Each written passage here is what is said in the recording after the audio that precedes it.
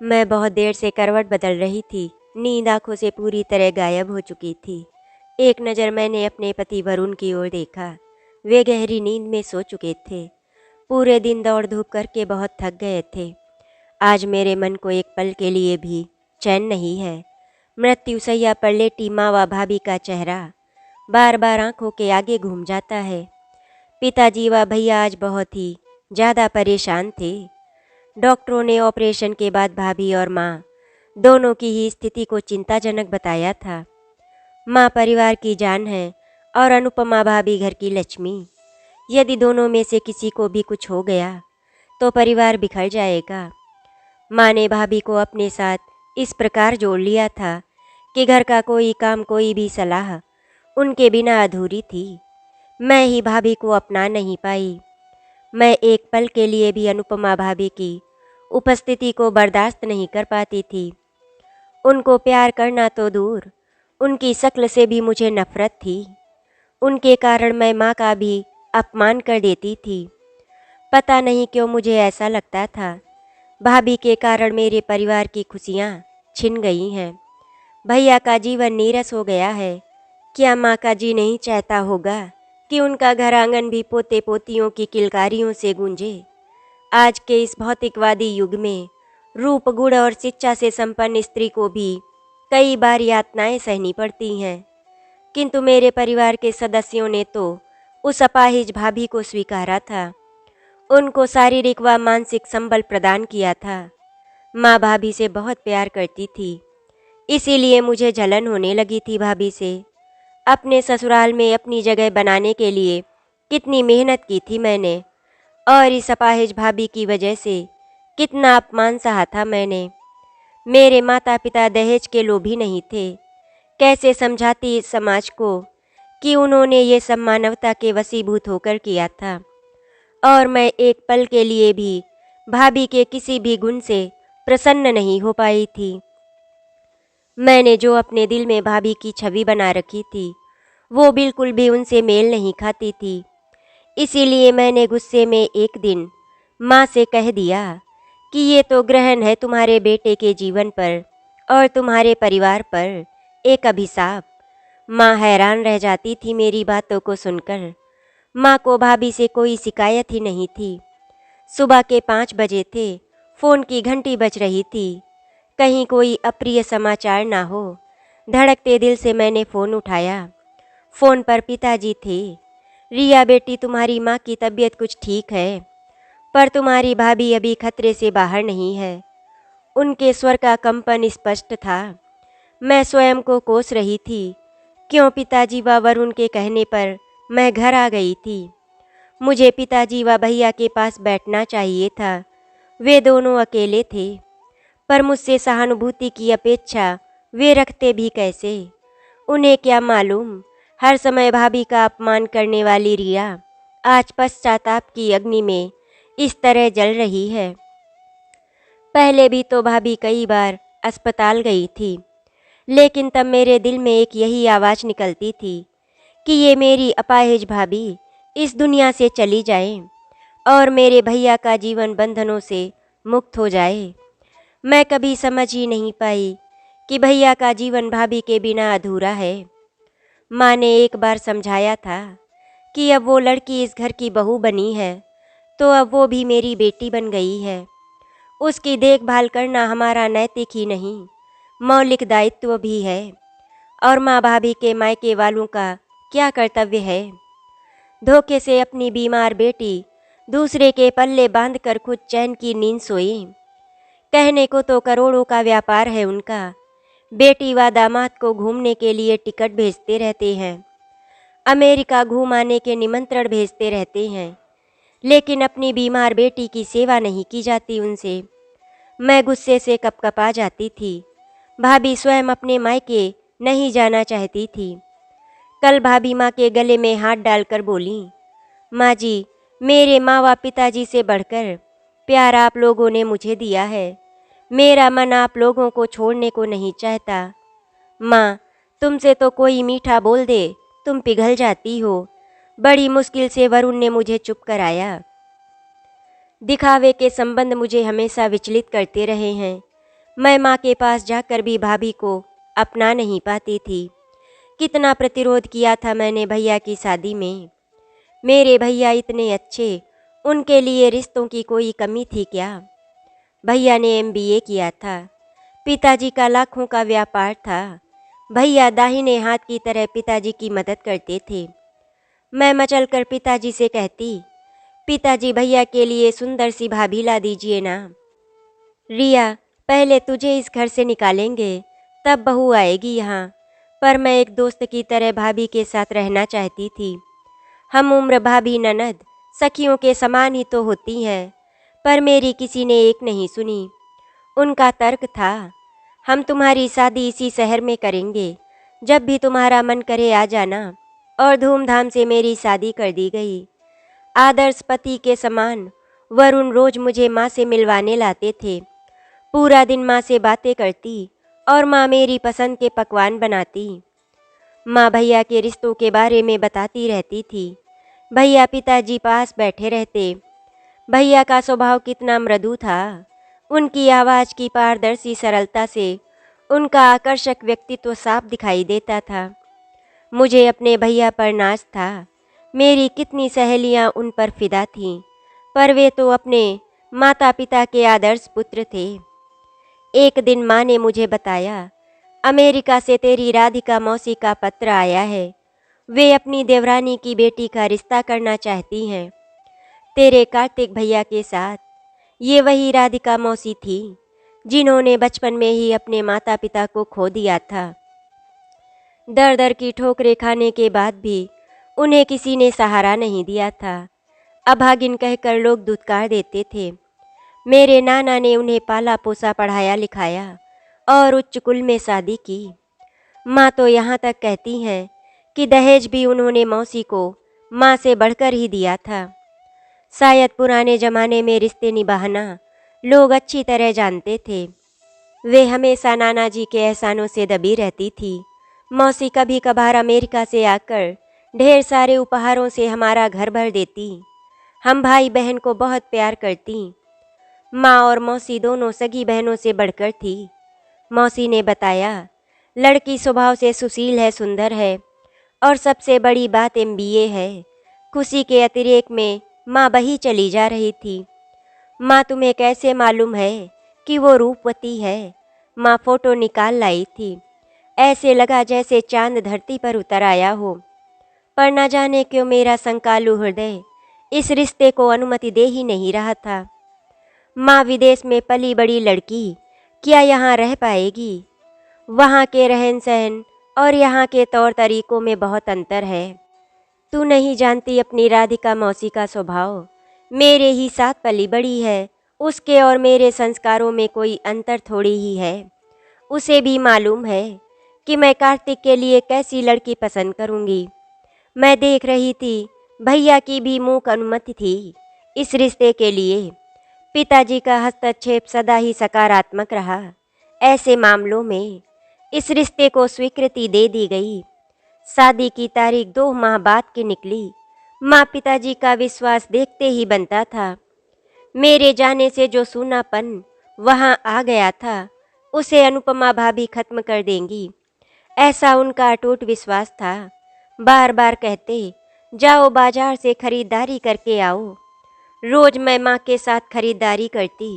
उसके काल्पनिक गोरे रंग पर क्या फबेगा ये सोचकर कपड़ा लिया जाता। इस घर में धन दौलत मोटर बंगला नौकर चाकर किसी की कमी नहीं थी। हीरे मोती के सेट लिए गए थे। समधियों के रहने का इंतजाम एक होटल में किया गया था। हर तरह की सुख सुविधाएं उनके लिए मुहैया थी। मुझे भी कीमती साड़ी व जड़ाऊ सेट पिताजी ने दिलवाया था।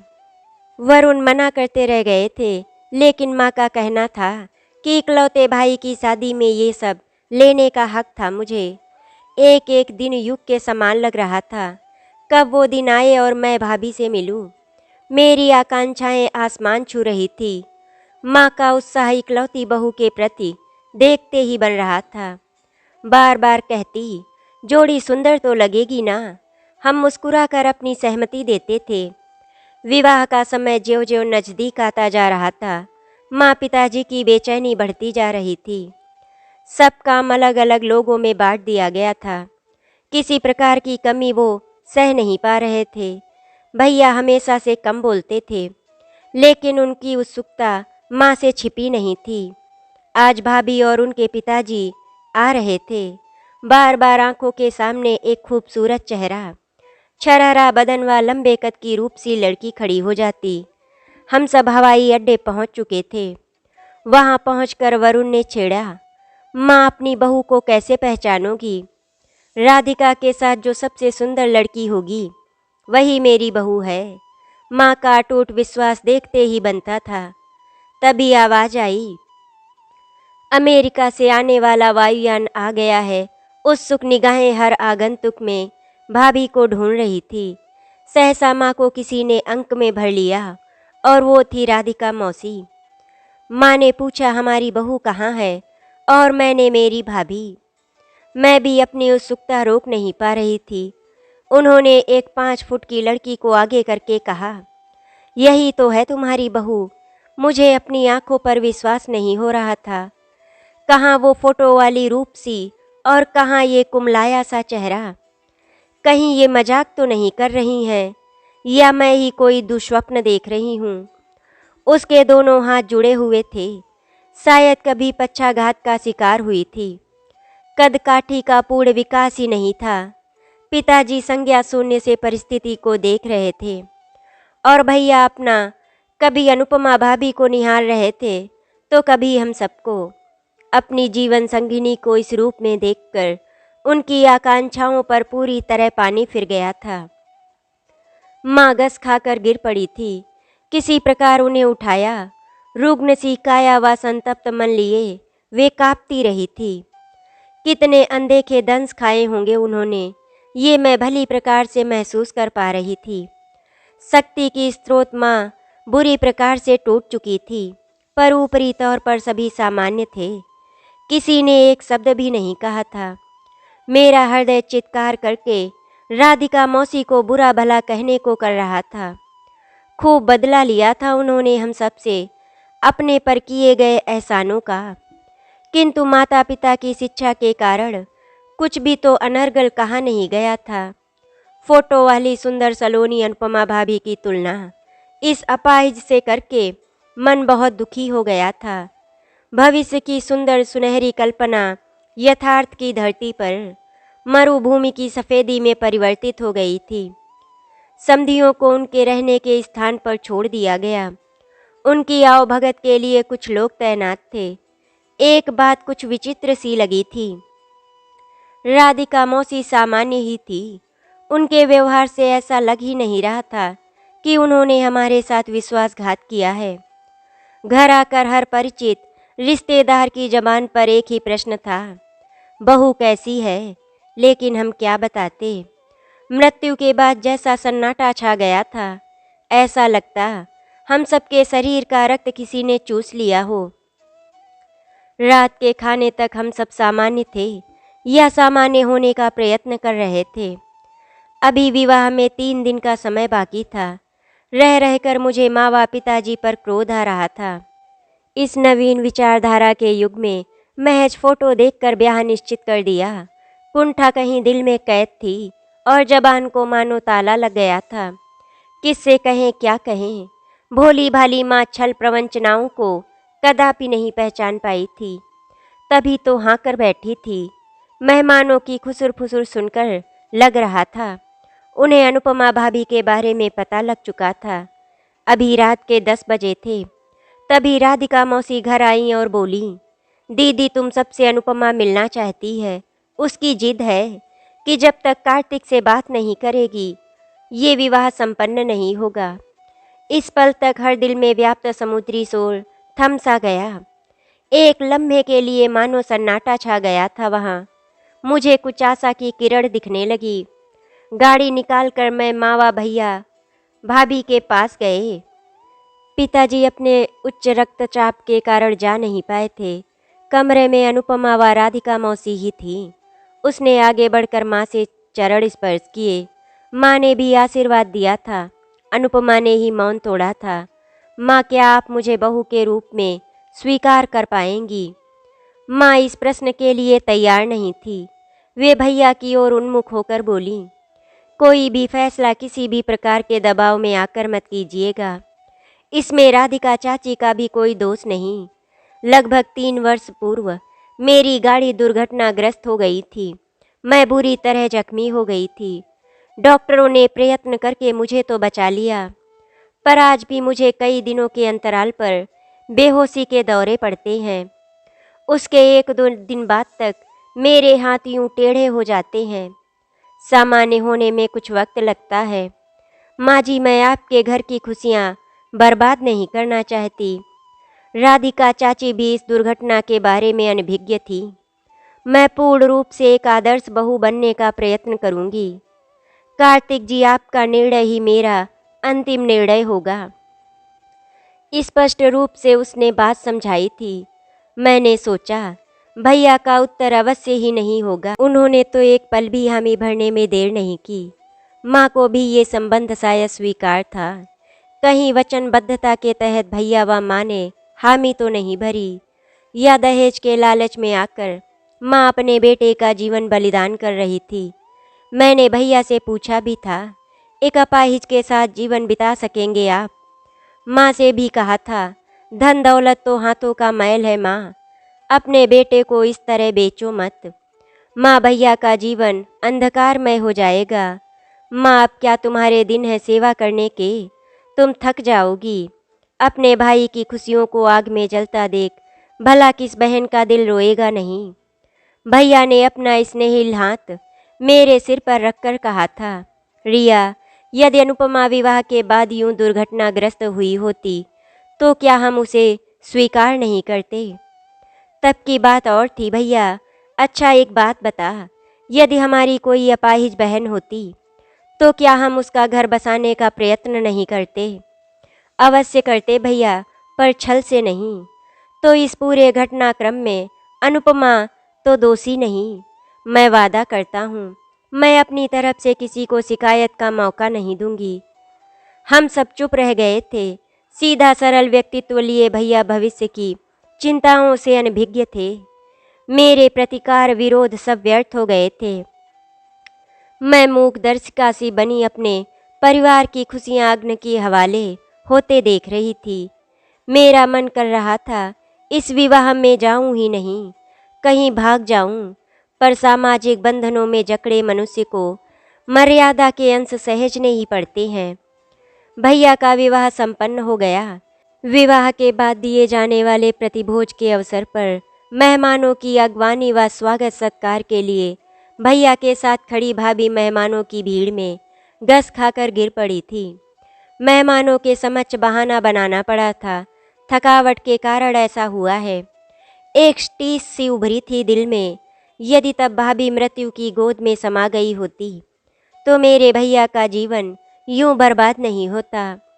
माँ व पिताजी ने पूर्ण स्नेह व सम्मान दिया था बहू को। माँ किसी भी अभद्र व्यवहार को बर्दाश्त नहीं करती थी।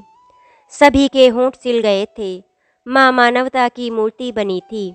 यदि भाभी सामान्य होती तो मैं माँ पर अवश्य गर्व करती, पर एक बीमार स्त्री को अपने बेटे के साथ प्रणय सूत्र में बांधकर उन्होंने भैया के प्रति जो अन्याय किया था उसे मैं भूल नहीं पा रही थी।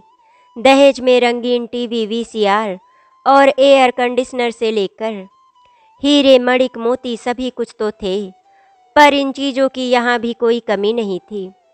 घर आकर मैं फूट फूट कर इतना रोई कि शायद दीवारें भी पसीज गई होंगी। वरुण ने मुझे बहुत प्यार से समझाया था, वैवाहिक संबंध संयोगवश बनते हैं। तुम्हारे भैया की शादी जिससे होनी थी हो गई। इस संबंध में व्यर्थ चिंता करने से क्या लाभ है? और ये भी तो हो सकता है कि तुम्हारी भाभी का स्वभाव इतना मृदु हो कि तुम सबको वो स्नेह पास में बांध लें। मैं चुप हो गई। तभी मेरी सास ननद आ धमकी थी। सास बोली, हाँ भाई, अब तो एसी दहेज में मिलने लगे हैं। हमारे बेटे को तो कूलर भी नहीं मिला था। अब बहू टेढ़ी मेढ़ी है तो क्या हुआ? जी चाहा प्रत्युत्तर में उनका मुंह नोच लूं। तुम्हारे हृदय में मानवता हो तो जानो मोल मानवता का। पर वरुण ने इशारे से चुप करवा दिया था। 3-4 दिन बाद माँ को फ़ोन किया। सोचा अकेली होंगी, कुछ तो मन हल्का कर लेंगी मेरे साथ। भैया भाभी तो हनीमून पर गए थे। फ़ोन भाभी ने उठाया। हेलो रिया, भाभी तुम इतनी जल्दी क्यों आ गई अपने घर? तुम लोग तो 15 दिन बाद आने वाले थे ना? हाँ, वहाँ जाकर माँ से फ़ोन पर बात की तो मालूम पड़ा पिताजी बीमार हैं, इसीलिए वापस आ गए। उसके स्वर में मिश्री घुली थी। मैंने सोचा तुम्हारे जैसी बीमार स्त्री कश्मीर की वादियों में भैया का मन मोह पाई होगी क्या? तभी मैं पिताजी से मिलने चल पड़ी थी। भाभी उनके सिरहाने बैठी थी। माँ को जबरदस्ती सुला दिया था भाभी ने। बोली परेशान हो जाती माँ पिताजी को देखकर। मैं तो हूँ ही यहाँ। और वो एक ट्रे में पिताजी के लिए जूस व मेरे लिए चाय लेकर आ गई थी। दीनू को भेजकर समोसे भी मंगवाए थे भाभी ने। बोली खाओ ना रिया, तुम्हें बहुत पसंद है ना ये। उसके बाद वो हर 1 घंटे बाद पिताजी का बुखार देखती रहीं। अच्छा तो बहुत लगा ये सब, पर फिर सोचा कहीं ये आडंबर तो नहीं, अपना दोष छिपाने के लिए नाटक कर रही हो। पर आत्ममंथन करने पर मैं ही ग्लानि से भर गई थी। बेटी होने का मैंने कौन सा कर्तव्य निभाया? शाम को उसने वरुण को भी फ़ोन कर बुला लिया। जबरदस्ती हमें रोक लिया था भाभी ने। पूरी मेज मेरी पसंद के खाने से सजी थी, पर मेरे मुंह से प्रशंसा का एक भी शब्द नहीं निकल रहा था। भैया भी हाथों हाथ ले रहे थे। सभी सामान्य थे। वापस अपने घर आई तो यहाँ भी जी नहीं लग रहा था मेरा। तभी भैया माँ को लेकर आए थे। माँ बोली थी कल अनुपमा फिर बेहोश हो गई थी। उसकी तबीयत देखकर घबरा जाती हूँ। कौन से अस्पताल में दाखिल करूँ समझ नहीं आता। तो इसमें घबराने की क्या बात है माँ? भेज दो उसके मायके, बड़े चालाक बनते हैं वे। अपनी बीमार बेटी तुम्हारे मत्थे मर दी। उन्होंने तो हवाई जहाज़ की टिकटें भी भेजी है, पर अनुपमा खुद नहीं जा रही। और सच पूछो तो मेरा भी मोह पड़ गया है उसमें। इतनी प्यारी तो है वो। तो ठीक है फिर करती रहो सेवा उसकी। और फिर एक बार भी पलटकर उसका हाल नहीं पूछा था मैंने। वैसे भी इधर व्यवसाय के सिलसिले में वरुण काफ़ी परेशान थे। कई जगह माल भेजकर पैसों की वसूली नहीं हो पा रही थी। एक दिन शाम को बहुत झल्लाए थे मेरे ऊपर। रिया क्या तुम्हें नहीं मालूम, तुम्हारी भाभी अस्पताल में है? तो इसमें क्या नया है? क्या औपचारिकतावश उनका हाल नहीं पूछना चाहिए तुम्हें? अब वे घर आ गई हैं, चलो मिलकर आते हैं। बीमार मनुष्य से यदि 2 शब्द भी सहानुभूति के बोलो तो दुख बट जाता है। बेमन से मैं तैयार होकर चल पड़ी थी। एक पल के लिए उनका पीला चेहरा देखकर तरस भी आया, पर न जाने दूसरे ही पल वो घृणा में क्यों बदल गया था। मैं माँ से बतियाती रही। माँ लगातार भाभी का ध्यान रख रही थी और मैं कुढ़ रही थी। वातावरण को सामान्य बनाने के लिए माँ बोली थी रिया अनुपमा का गाना सुनोगी? मैंने बेमन से हाँ कहा। भाभी के प्रति छिपा तिरस्कार माँ बखूबी पहचानती थी। और तभी मैंने भाभी का गाना सुना। इतना मीठा स्वर मैंने पहली बार सुना था। उन्होंने उसके कपड़े बदलवाए। उसकी उंगलियां फिर मुड़ गई थी। वो हमारे जाने से बहुत खुश होती थी। जितना मेरे पास आने का प्रयत्न करती, मैं उसे मूक प्रताड़ना देती। अचानक वरुण अपने व्यवसाय की परेशानियां ले बैठे। भाभी सब कुछ चुपचाप सुनती रही। फिर भैया के साथ मिलकर उन्होंने बहुत मशवरे दिए। पिताजी भी हतप्रभ थे, उनके सुझावों को सुन रहे थे। उसके सुझावों से वरुण को वाकई लाभ हुआ था। वो जब भी ठीक होती भैया के साथ मेरे घर आती। गाड़ी में बैठकर भैया के साथ कई बार दफ्तर जाती। पिताजी तो अब वृद्ध हो गए थे। भैया दौरे पर चले जाते। वो फैक्ट्री व दफ्तर अच्छी प्रकार संभाल लेती थी। 4 वर्ष के वैवाहिक जीवन में एक बार भी पलटकर मायके को नहीं निहारा था भाभी ने। मेरी बिटिया को भी इतना प्यार करती कि कहना मुश्किल है। पिताजी भी बेटी से ज़्यादा स्नेह देते उसे, पर मैं उस वातावरण में घुटती थी। पिताजी तो अपने साथ घुमा भी लाते थे उसे। माँ को कई बार हाथों से दवा और जूस पिलाते देखा था मैंने, पर न जाने क्यों मेरे हृदय की वितृष्णा स्नेह में नहीं बदल पा रही थी। वरुण कई बार समझाते, पर मेरा दिल नहीं पसीजता। बार बार भाभी का जिक्र होता और मैं उनका अपमान करती। अब तो मैंने वहाँ जाना भी छोड़ दिया था। उड़ती उड़ती खबर सुनी थी कि आज भाभी माँ की सेवा कर रही थी। अब भाभी ने घर भली प्रकार संभाल लिया है।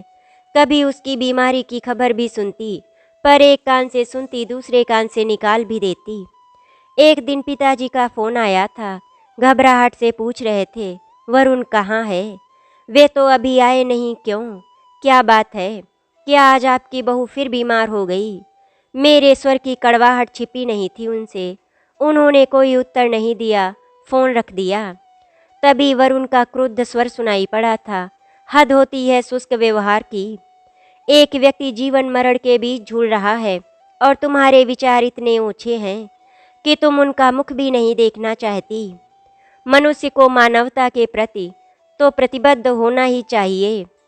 रिया कम से कम इंसानियत के नाते ही माँ का हाल चाल पूछ लेती। क्या हुआ माँ को? पिछले कई दिनों से वे डायलिसिस पर हैं। डॉक्टर ने गुर्दे का ऑपरेशन बताया है। वे कपड़े बदल कर कहीं जाने के लिए तैयार हो रहे थे। कहाँ जा रहे हो? अस्पताल।